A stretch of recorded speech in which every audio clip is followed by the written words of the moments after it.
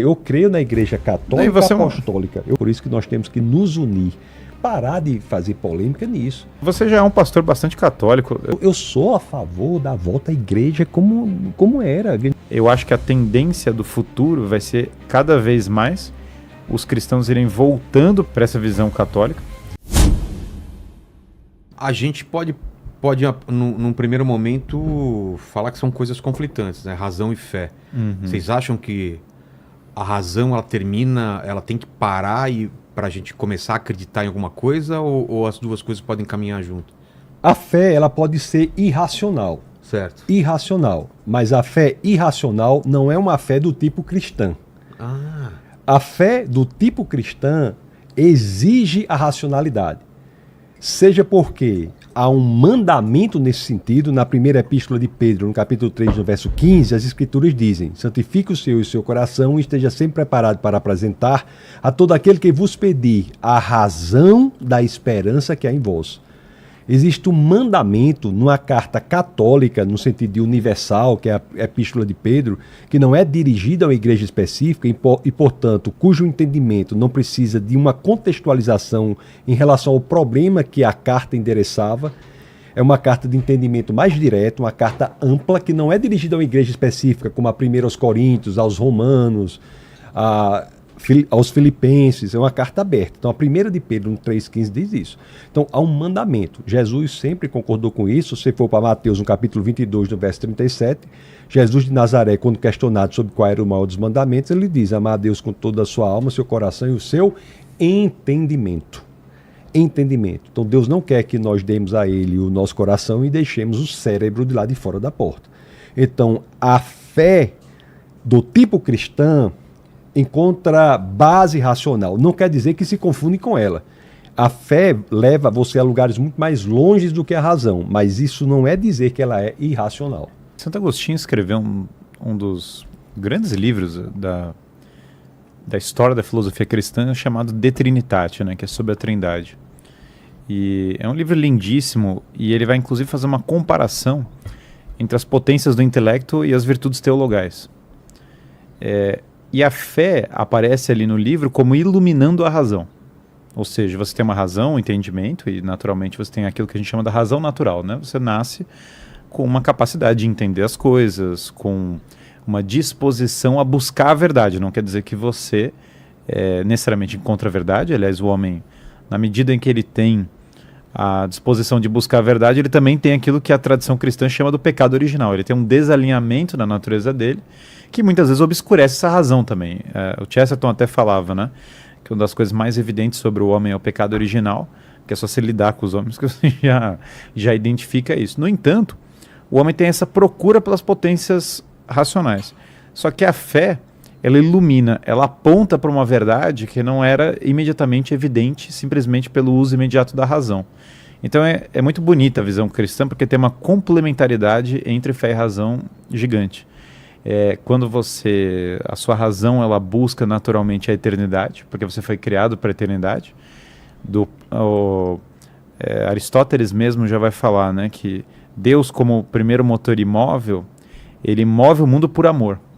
E se ele é a causa eficiente de todas as coisas, ele é a origem de todas as coisas, portanto, ele é a causa final.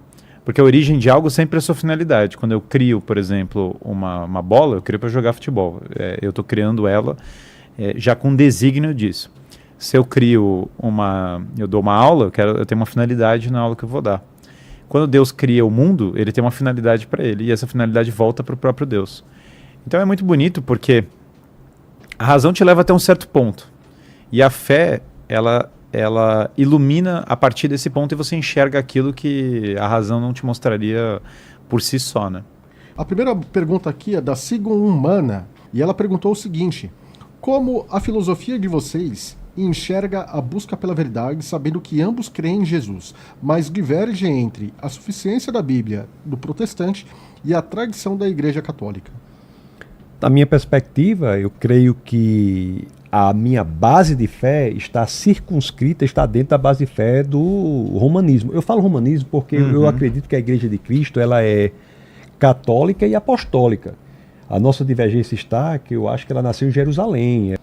Então, tanto aqueles que têm a base de fé, que no meu caso são o livro sagrado judaico, que é a Tanar, e os 27 livros do Novo Testamento, quanto aqueles que é no caso do romanismo, que tem 10 textos a mais, né? Que dão 7 livros a mais no Antigo Testamento e acréscimos a Esté e Daniel, nós buscamos as mesmas coisas.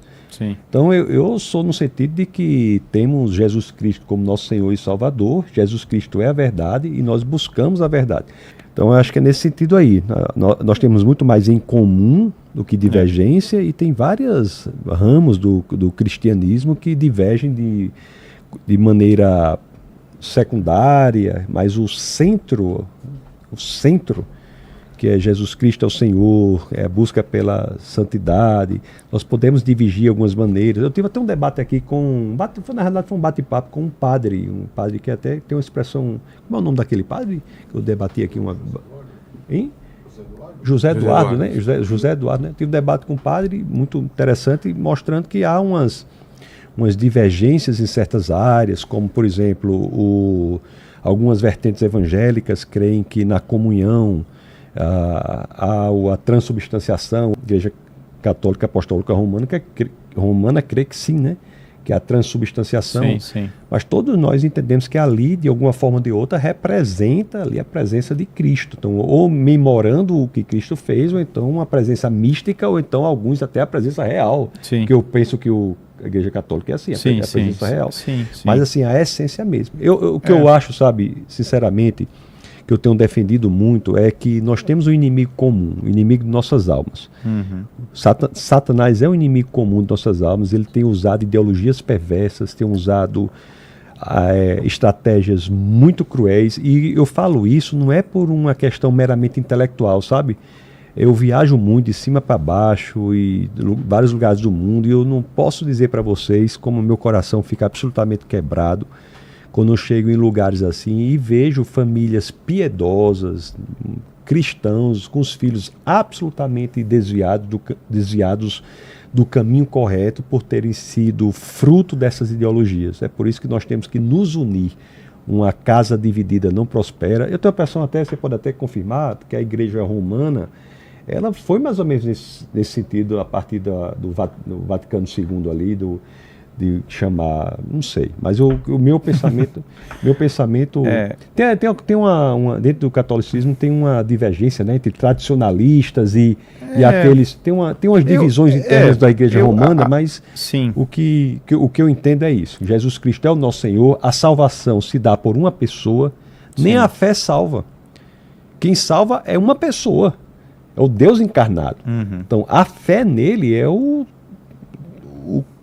que conduz o poder salvífico, né, se dá pela fé e vem do nosso Senhor Salvador Jesus Cristo. O que eu diria é que a forma como eu enxergo é que existe uma única igreja.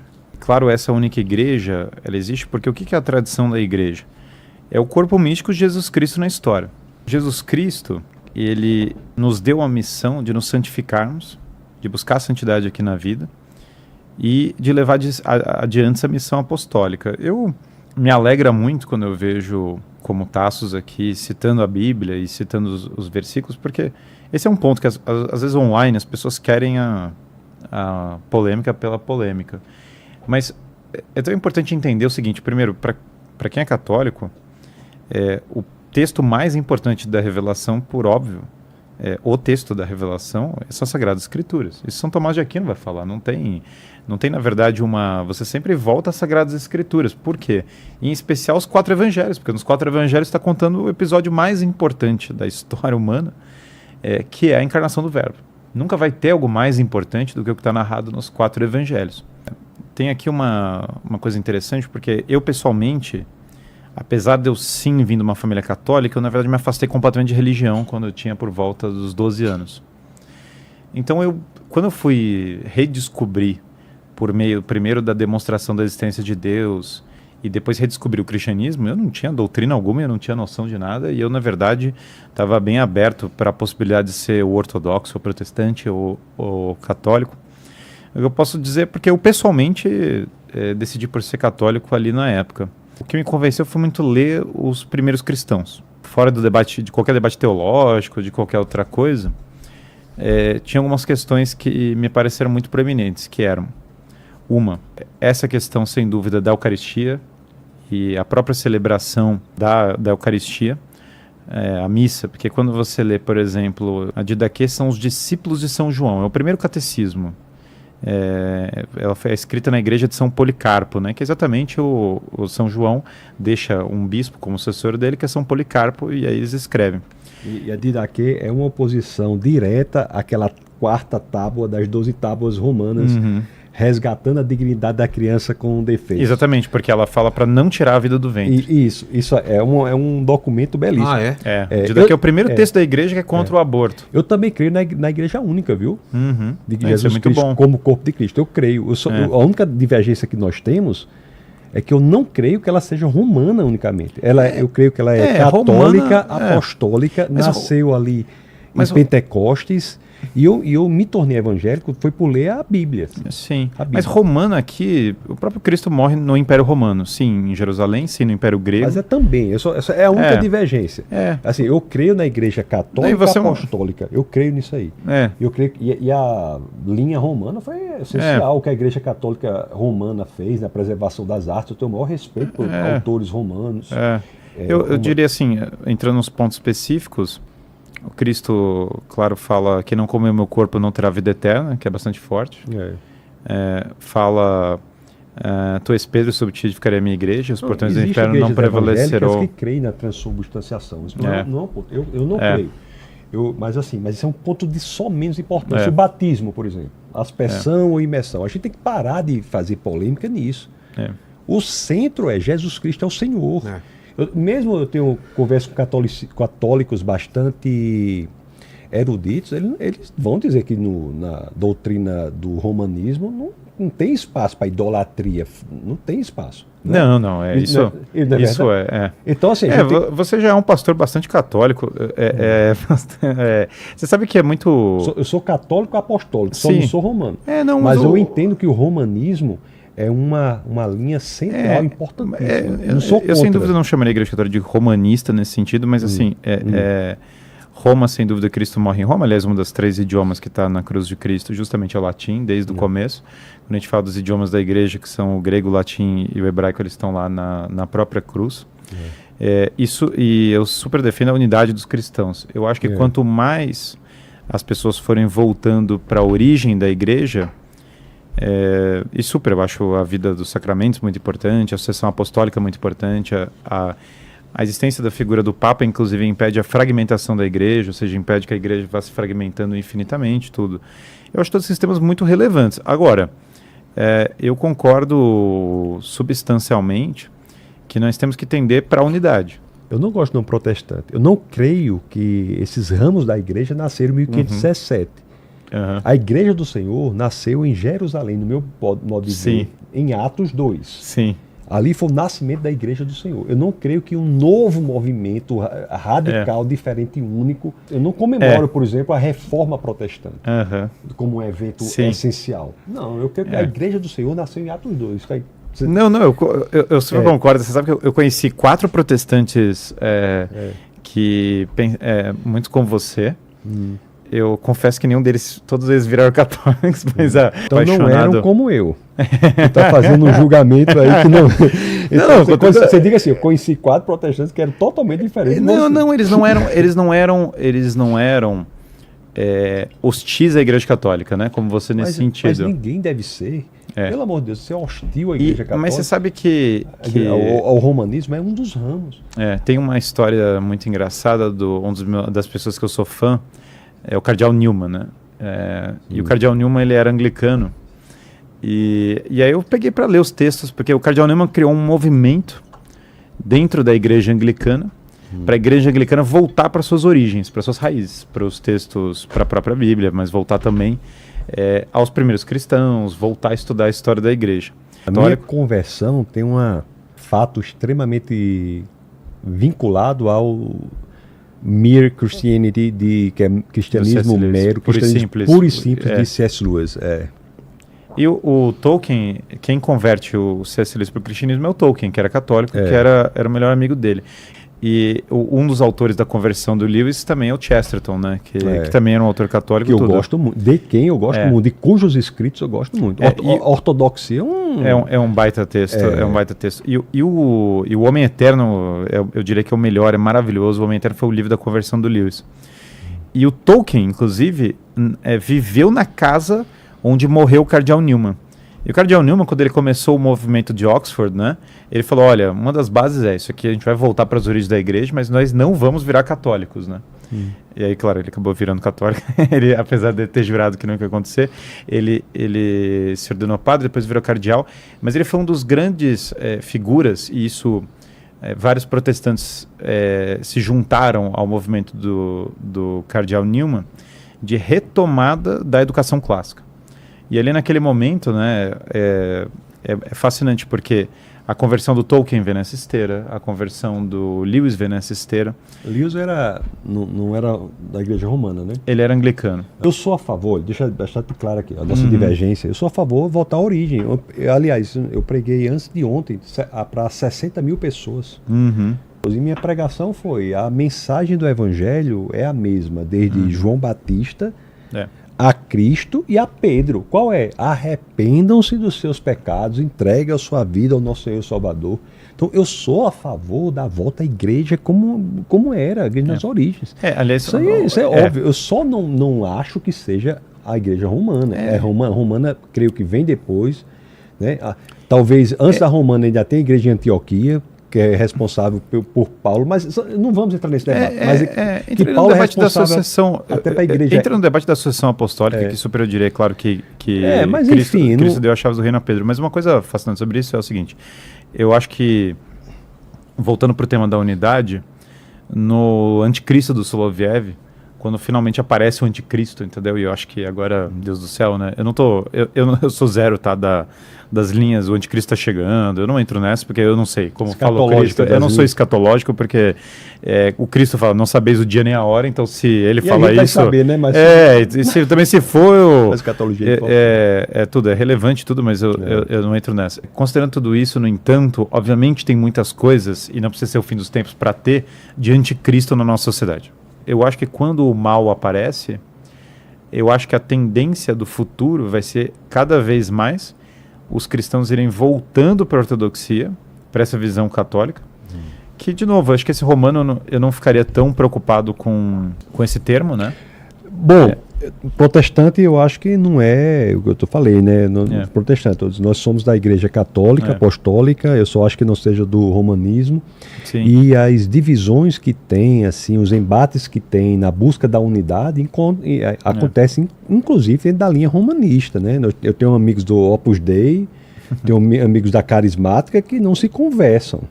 Então, assim, e o que eu digo para você em relação a isso, e ambos são romanistas, mas o que eu digo para você é que isso, e também das igrejas evangélicas e tudo mais, isso daí é uma expressão de ortodoxia. Então eu acho que há um entendimento errado por um grupo de cristãos do que é a ortodoxia. A ortodoxia pressupõe a possibilidade de busca pela opinião correta. Então a liberdade de investigação é um pressuposto lógico do pensamento ortodoxo. Você veja que nenhuma outra religião você faz isso, né? Você tem no judaísmo, por exemplo, que é uma expressão extremamente intelectualizada, e no Islã você tem uma busca muito mais pela prática correta. A prática é mais da ortopraxia. Então é natural que a gente tenha a possibilidade de abrir as escrituras, assim, eu vejo que você se debruça de maneira competente sobre autores, né?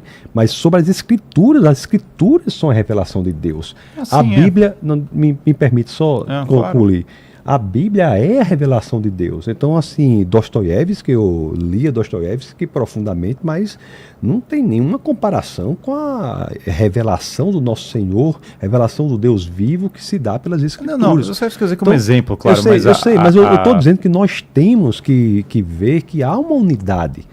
Há uma unidade que se dá na revelação de Deus. Agora, por sermos ortodoxos, no cristianismo é que há a possibilidade de divergência sobre termos. E essa divergência existe, inclusive, no ramo romanista.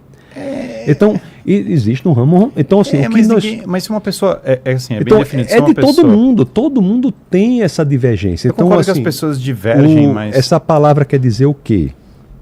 Não, peraí, vamos fazer uma correlação aqui com o Antigo Testamento. A beleza do cristianismo é exatamente esse poder intelectual que nós temos de nos aprofundarmos, buscarmos o sentido correto das coisas. Não, eu entendo isso, mas eu só diria que, historicamente, coisa claro que... Porque eu virei católico tem muito a ver com as Sagradas Escrituras. Basicamente, quando ele fala assim, sobre ti edificarei a minha igreja, os portões do inferno não prevalecerão contra ela, eu te dou as chaves do reino, que aliás é o que fala quando o rei está fora, inclusive pede que a pessoa cuide do reino.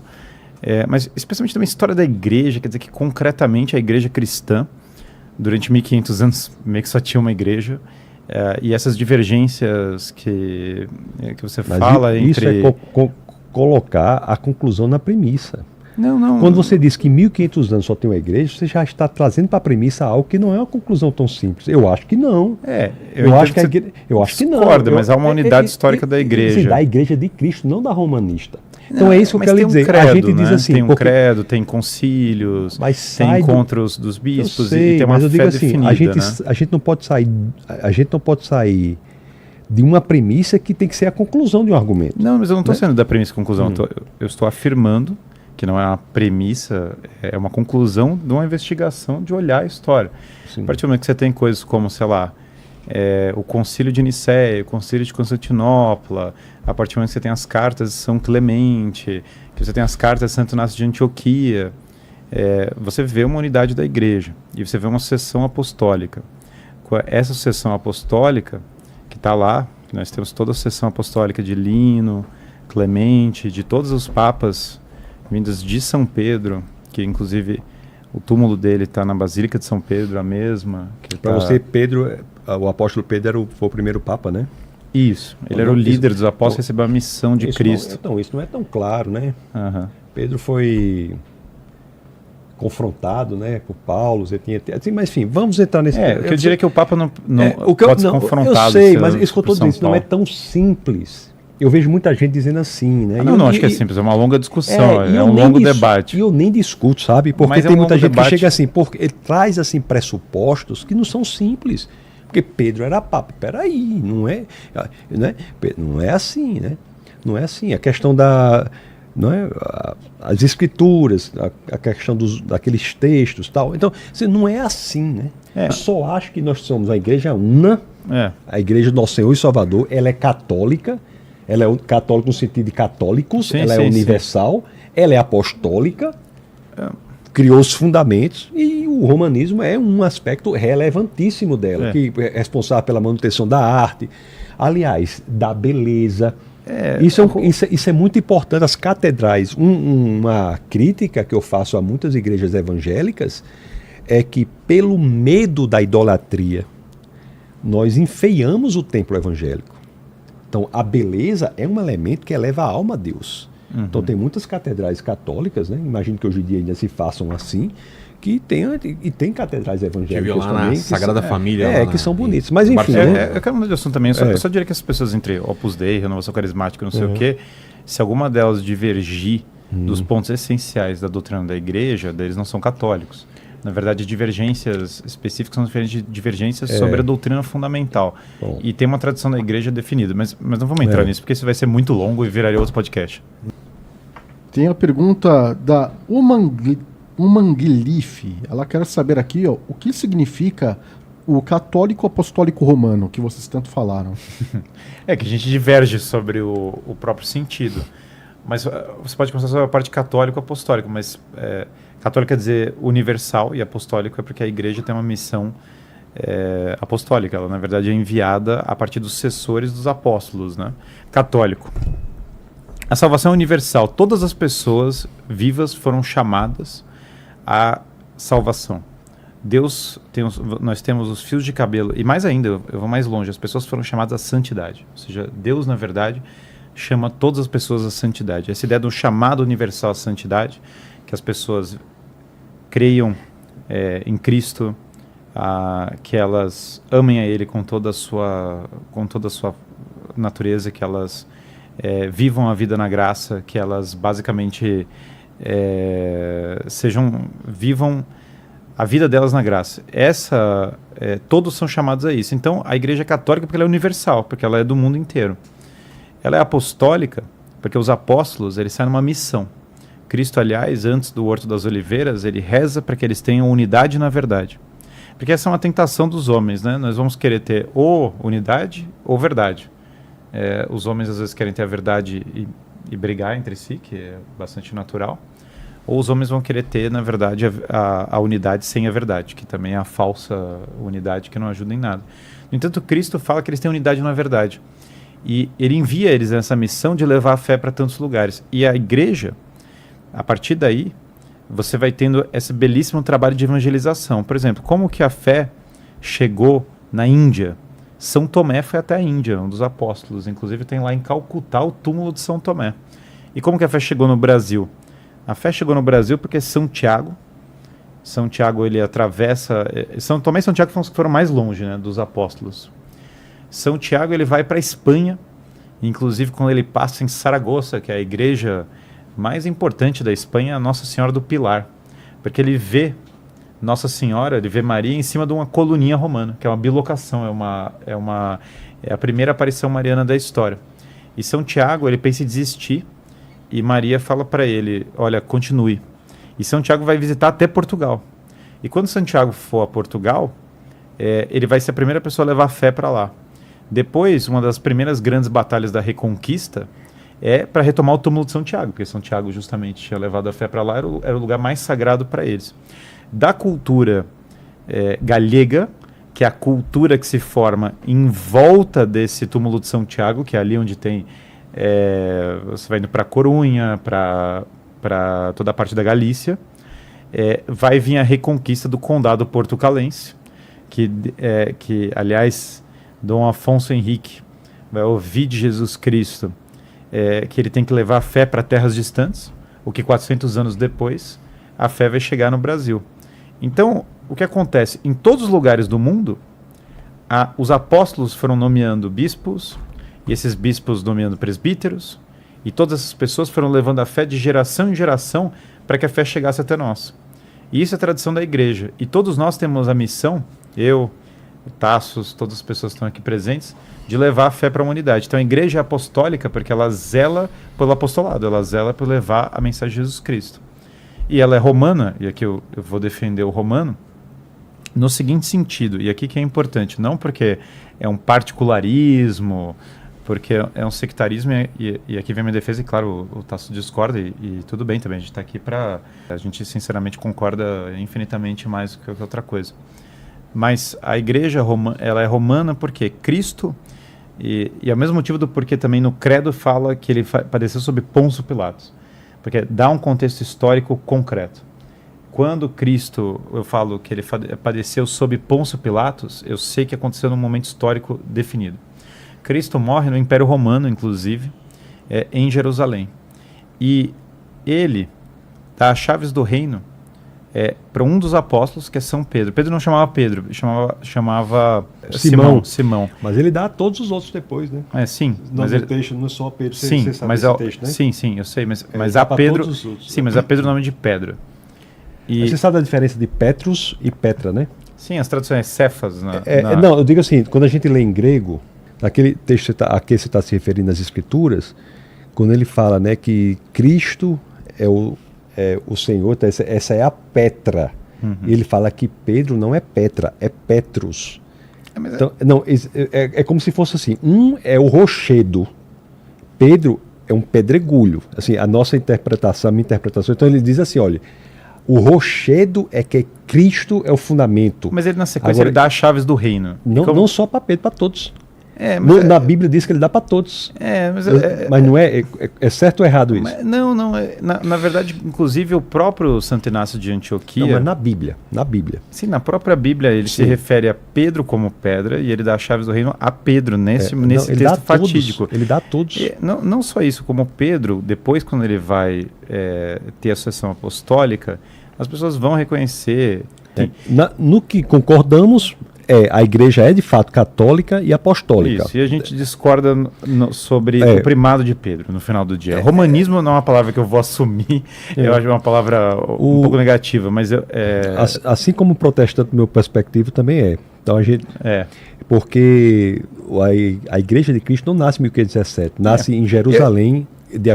E a certidão de nascimento é Atos 2. Isso, mas o fato de você ser aflito com a palavra protestantismo, eu vejo como uma coisa... Eu não sou aflito, eu apenas digo que ela dá uma impressão que não é a correta.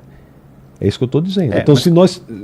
se romanismo para você dá essa impressão, muito pior é o protestantismo. De qualquer maneira, historicamente falando, na época do Lutero, houve uma desestabilização da Europa que gerou a fragmentação e, portanto, gerou uma série de sectos e outras coisas. Mas já existia muito antes. Muito antes. Assim, a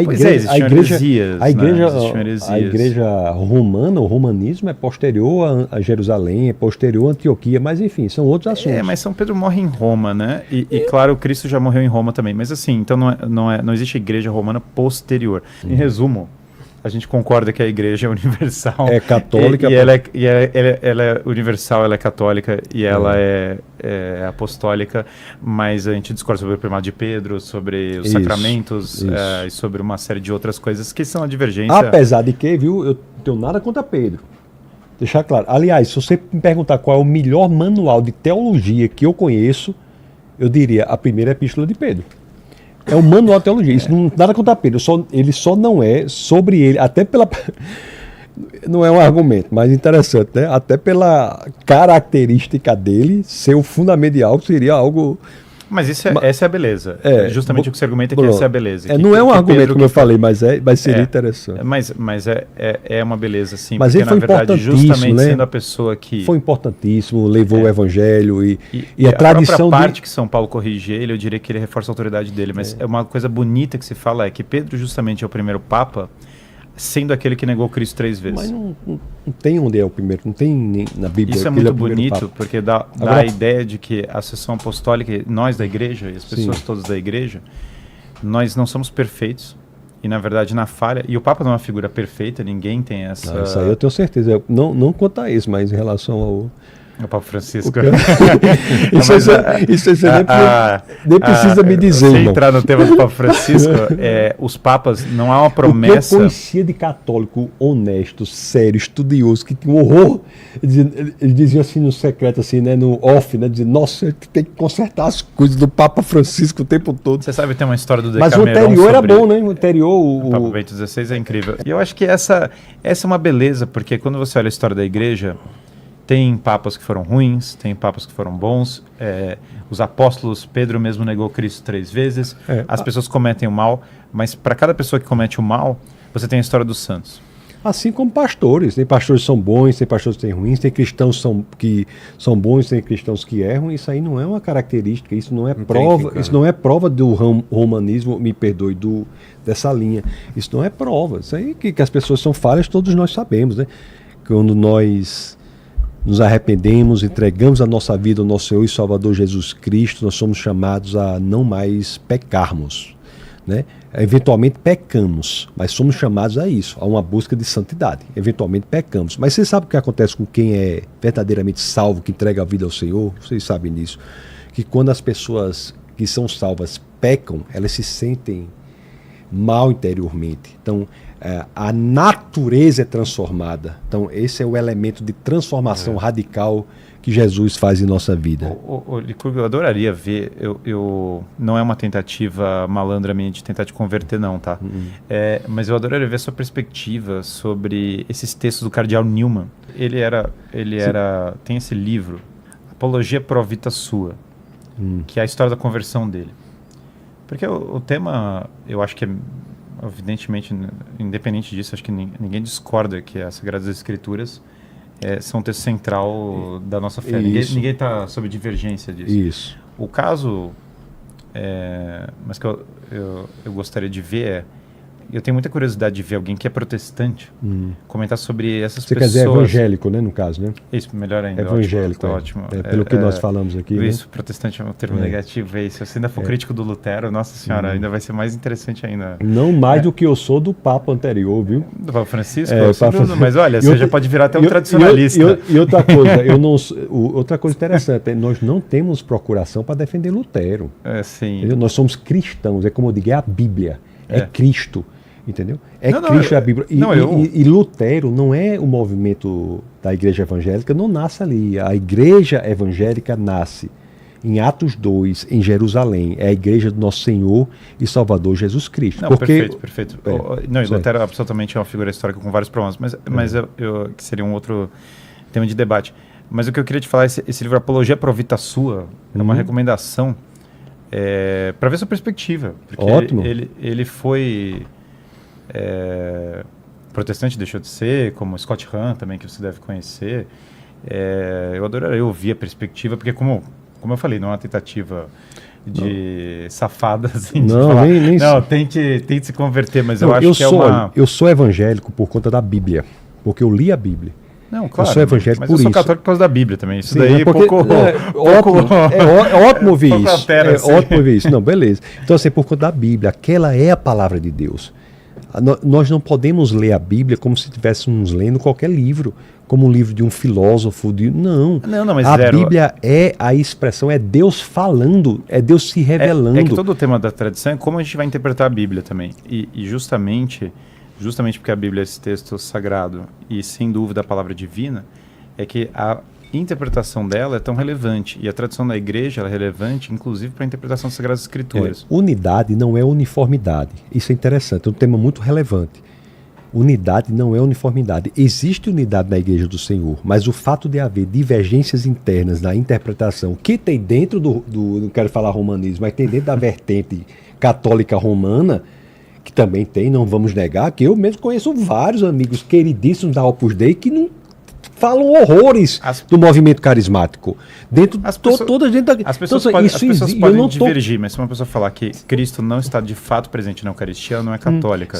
É diferente da pessoa divergir sobre um outro tema, sobre liturgia, o transubstancialismo não está nem perto como a doutrina central do cristianismo, pelo amor de Deus.